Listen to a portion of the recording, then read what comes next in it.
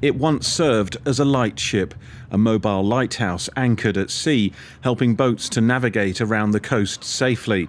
Now LV18 itself needs to be saved after it suffered extensive damage in a suspected arson attack at its mooring on the quayside in Harwich.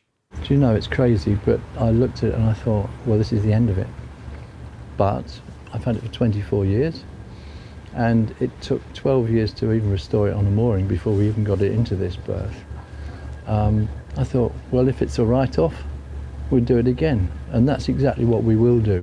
The whole of this part of the vessel will have to be cleaned out, and all of the furniture, the wooden furniture and everything will have to be disposed of. Boat surveyor Colin Mallard South had been brought in to assess the damage. To come and look at it, it's absolutely devastating, really, and depressing. But Tony's approach to it all is very good, and he's being very positive, and we're putting together plans at the moment to move forward and get her back to how she was before. Light Vessel 18 was launched in 1958 and was deployed to a number of points around the coast as a navigational aid for ships until it was retired from service by Trinity House in 1994. It's now the only surviving example of its kind.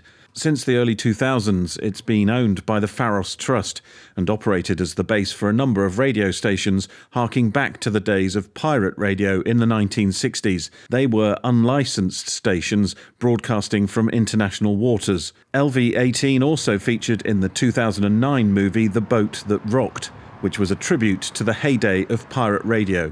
We've been here for 12 years now in this berth. We were given £500,000 to install the berth.